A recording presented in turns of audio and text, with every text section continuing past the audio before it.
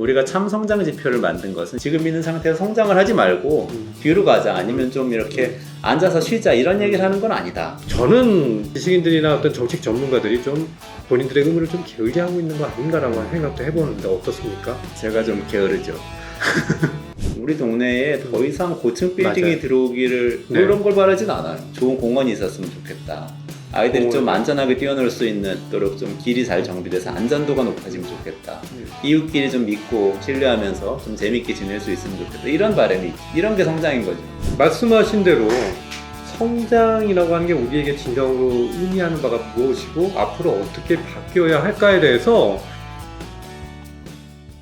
선진국이 됐다라고 하는 주장을 하시는 분도 있고, 일단 원장님 그렇게 생각하시는 것 같고, 솔직히 저도 대한민국은 이제 선진국이다라고 생각을 합니다. 좀 그래도 근거를 그래도 좀 어떤 것으로 봐야 하는지. 일단 공식적 근거는 우리나라의 경제력이 순위가 11위, 12위권에서 지금 10년 그거는 꽤 오래됐죠. 이어가고 그 정도는. 있다. 이게 공식적인 네. 것이고요. 예. 제조업 경쟁력 5위 안에 들어간 지도 지금 거의 10년 정도를 계속 유지하고 있다. 그러게요. 이런 게 제조업이 어느 순간인가 아주 경쟁력이 높아졌죠. 그렇죠. 그리고 국제무역에서도 지금 작년부터 국제기구들이 우리나라를 선진국 지위에 편입을 시켰죠.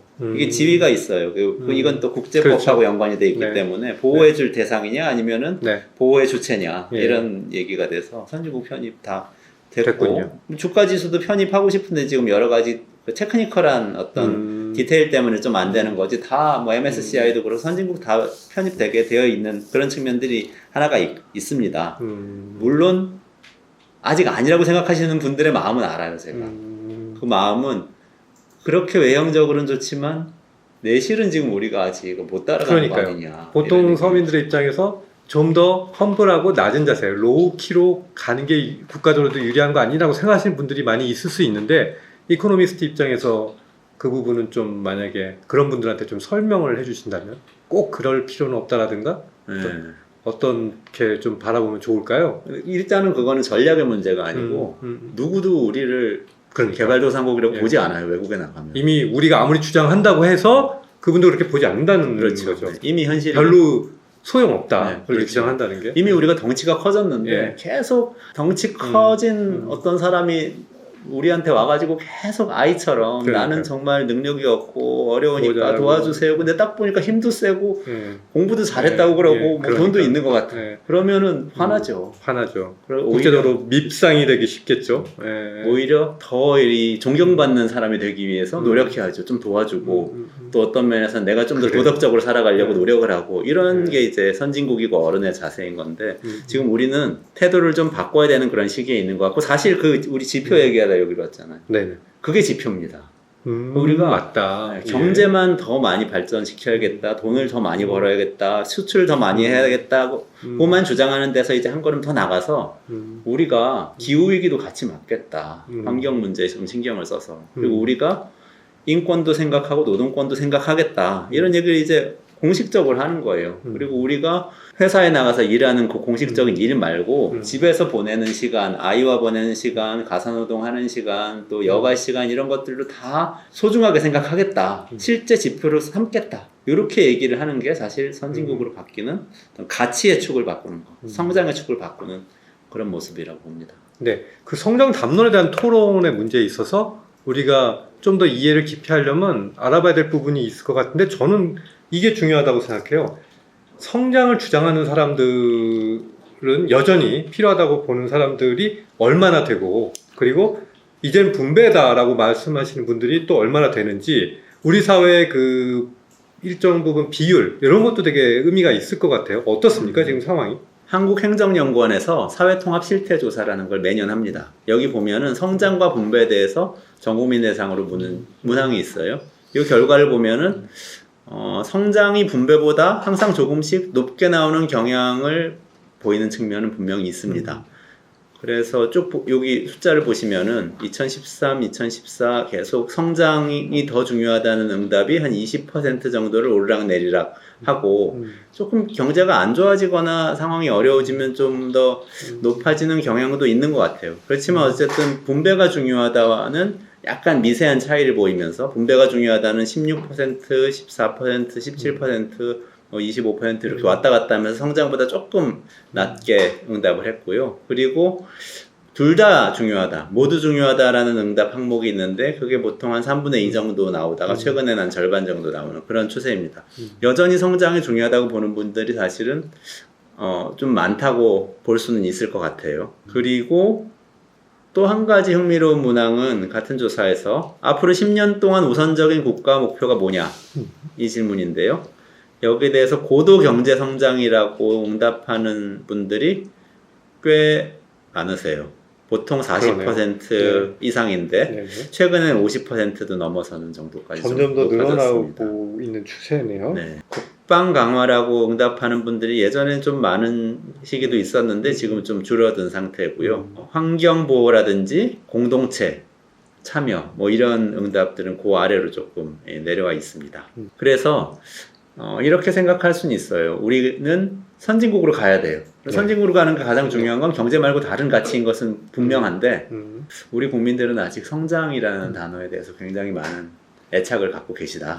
그 부분은 확실히 인정을 하고 들어갈 부분이네요. 이 통계가 보여주는 것들도 실제로 과반 가까이 성장이 중요하다고 하는 부분에 무게를 두고 있고, 특히 두 번째 말씀하신 조사에선 연도별로 점점 더 성장의 중요성에 대해서 더 우선적으로 국가 목표로 가져가야 된다는 게 늘고 있다라고 하는 건 그 부분은 좀 의미 있게 좀 보긴 해야 될 것 같아요. 그걸 보면서 설득을 사실 해야 되는 거죠. 그러니까 사실 우리가 참 성장 지표를 만든 것은 이런 이야기인 거거든요. 우리가 지금 있는 상태에서 성장을 하지 말고 뒤로 가자, 아니면 좀 이렇게 앉아서 쉬자, 이런 얘기를 하는 건 아니다 라는 얘기인 거예요. 진짜 성장을 하자, 이런 얘기를. 근데 참 이 부분이 여론조사라고 하는 방식의, 설문조사 방식의 약간 표피성, 그러니까 그 의미를 두텁게 가져가는 게 아니라 딱 그 말의 느낌으로 가져가는, 성장이 자체가 일단 기본적으로 듣기는 좋은 거죠. 성장하면은 발전하고 또 앞으로 나아가는 거니까. 근데 우리가 그 참성장 지표라고 이름을 붙였죠. 참성장. 그렇죠. 행복이랄까, 예를 들어서 거기 지표 중에는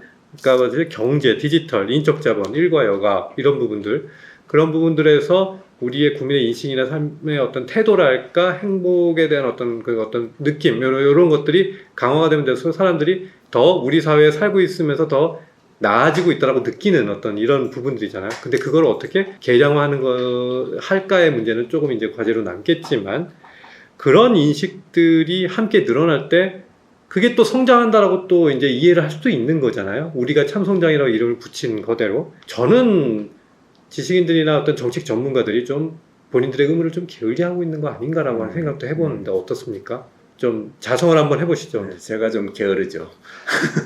그렇죠. 그러니까 진짜 그런데 이런 설문조사의 결과를 보면은 정말 답답한 면이 있어요. 그렇게. 네. 성장은 좋은 거죠. 우리 아이도 성장해야 되고 우리 기업도 성장해야 되고 다 우리 동네도 성장하는 거 좋은 건데, 그 성장이 뭐냐? 그 생각은 시간이 가면서 사실 바뀌거든요. 네네. 우리 동네에 더 이상 고층 빌딩이 맞아요. 들어오기를, 저 네. 서울에 살거든요. 네. 그런 걸 바라진 않아요. 우리 동네는 그런 교통체증만 늘어나고 그렇게 좋지는 않다는 걸 이미 깨달았고, 오히려 좀 좋은 공원이 있었으면 좋겠다. 아이들이 좀 안전하게 뛰어놀 수 있도록 좀 길이 잘 정비돼서 안전도가 높아지면 좋겠다.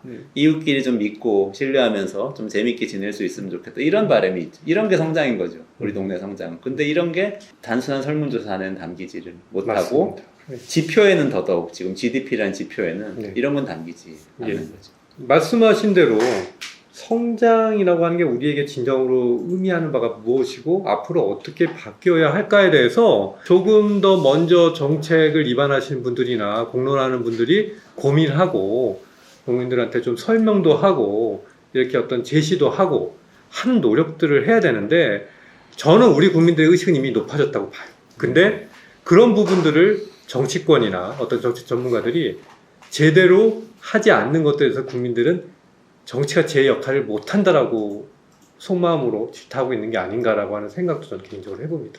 그런 면도 있네요. 그런 면이 네, 있네요. 네. 그러니까 정치인들이나 정당들은 항상 이런 어려운 얘기나 새로운 얘기하면 국민들이 안 받아들인다 하면서 사실은 국민들 뜻을 쫓겠다고 맞습니다. 하면서 옛날 얘기를 다시 하거든요. 네.